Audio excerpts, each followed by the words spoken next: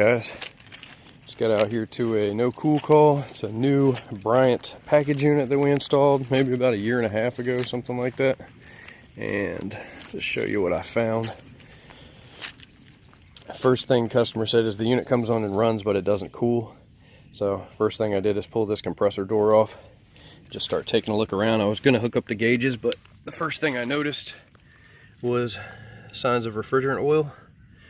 So decided just to start looking around and see what I could find, just using my eyes and ears. And first thing I noticed, I thought right off the bat I found it. This little distributor tube down here has rubbed against this solder joint on the compressor, but that is not where my leak is. So I started looking around, checking things out, and then I saw this and I thought, that's got to be it. But this is the sensing bulb for the TXV, not the equalizer tube. This is the equalizer tube, and this is what was rubbing against the accumulator. So strike two. It's got a little dent in it, but it's not open. And finally I discovered it. You got this liquid line coming off of our filter dryer. It's rubbing against the suction line. And what appears to be happening, I pulled them apart just for video's sake. I'm not sure how well you're going to be able to see. You can see where it's rubbed. Hopefully you can hear that. But that's where she's leaking. But what I found was, originally, they weren't touching when you had the door off, but they were very close. And what was actually happening is this line, this liquid line, was pulled out just enough that when you put this door on, it would push the TXV and all this piping in and basically make contact. And over time of vibrating, it rubbed a little hole in that pipe. So more than likely what I'm gonna do, since it's just a tiny little pinhole, is I'm gonna recover whatever remaining refrigerant's in the system, and I'm just gonna braze right over that. I'm not gonna cut that out. It's not cracked or anything, it's just been rubbing. So hopefully I'll be able to get you a little bit of video. I know we've done a couple of the brazing training videos recently, so this might fit right into that as one of those real world repairs. So stay tuned and I'll get what footage I can for you. Alright guys, so we got all the refrigerant out of this system. Got a little bit of nitrogen purge going through. I don't have the valve core removers for these units because they cost a small fortune. So I've just put my T on here and I've just removed that valve core. So I have a place for my nitrogen to escape. I'm going to clean this fitting up here and we'll go ahead and braze over that. Got my dryer here, so we'll go ahead and swap that out. And yeah, then we'll get it on a vacuum. Unfortunately, like I said, I don't have the valve core removers, but I do have this fancy thing, so we will see how well that works, obviously.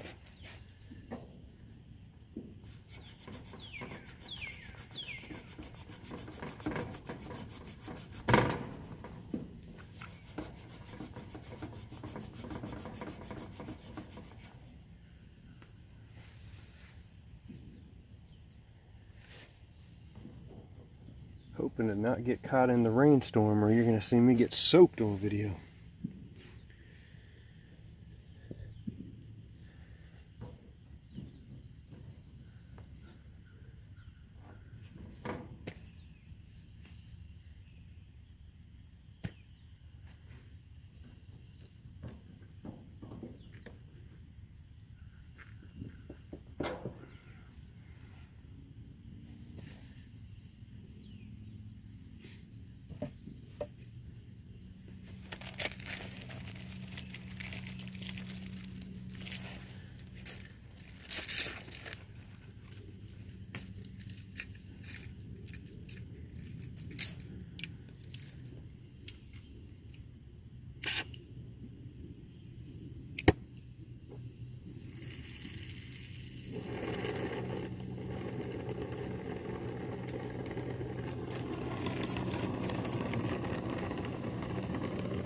And I'm just using a small number 2 tip.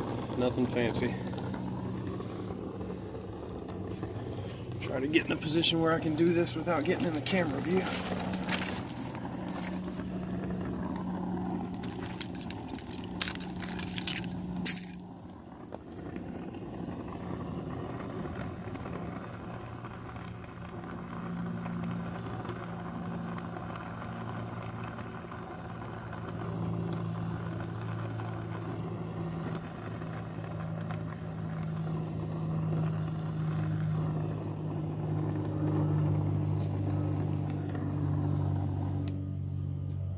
Alright guys, so that was a super easy repair.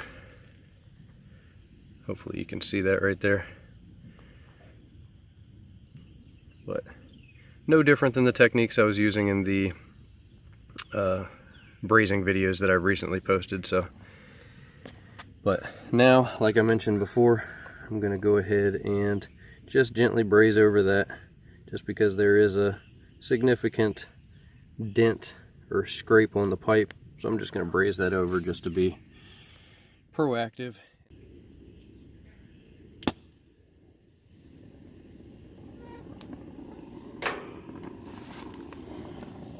And again, you need very, very little heat to make this effective.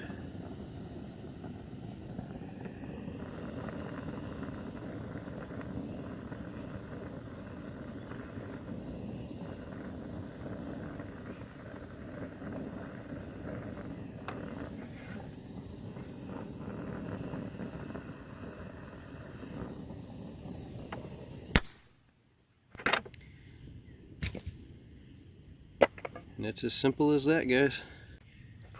And again, super simple repair.